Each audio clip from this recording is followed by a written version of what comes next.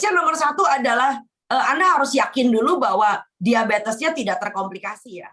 Sebab diabetes itu kan tahapannya macam-macam. Ada yang diabetes yang terkendali, ya HbA1c-nya masih 7 ke bawah ya.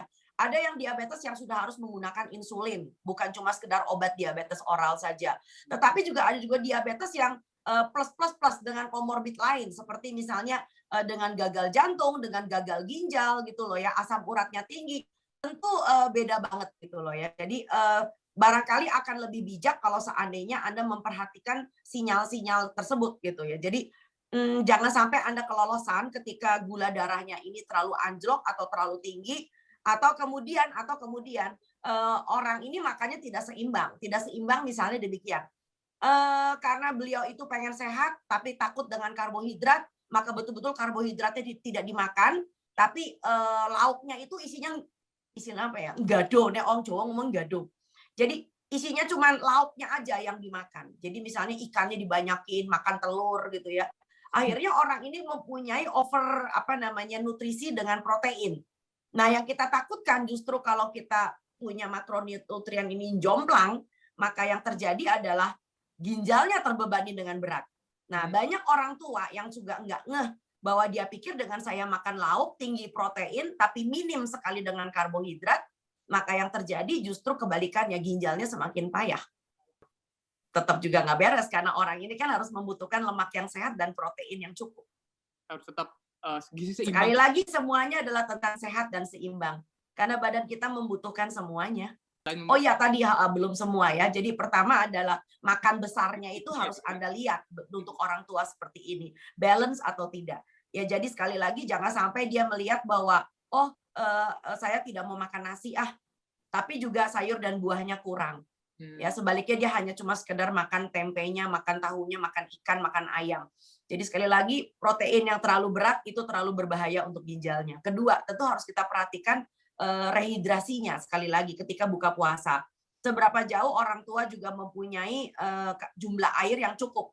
Ya, prinsipnya banyak orang mengatakan dalam satu hari manusia butuh 8 gelas kan.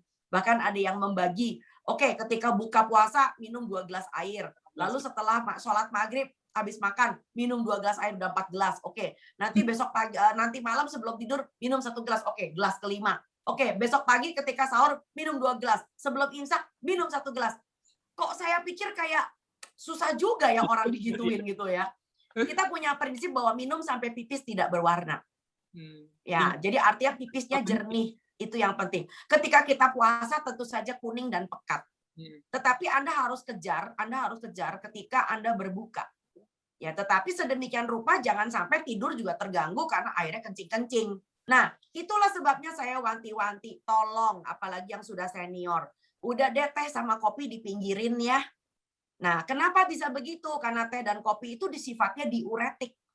Jadi yang mestinya Anda nahan air, gegara kita pakai teh atau kopi, malah kemudian airnya dibuang di dalam tubuh. Nah, kan konyol nih. Ya kan? Jadi kebiasaan berbuka puasa dengan teh manis itu double impact tuh. Ya, jadi kesalahan fatal 2. Satunya adalah pakai gula pasir, yang kedua adalah Anda minum teh. Ya, rasanya enak tetapi belum tentu baik untuk tubuh Anda dan sama sekali tidak baik menurut saya. Jadi sekali lagi jangan berkawan dulu deh selama bulan puasa dengan yang namanya diuretik. Apalagi kalau pagi-pagi nyeruput kopi. Nah, ini dia, ada juga nih entah opung, entah aki atau para eyang kakung nih isu-isu saat durungnya imsak iku ngopi disi. Lah itu dia. Lah kasihan kan? Jadi Anda akan dehidrasi aki eyang ya. Jadi airnya akan keluar terus gara-gara Anda minum teh atau kopi.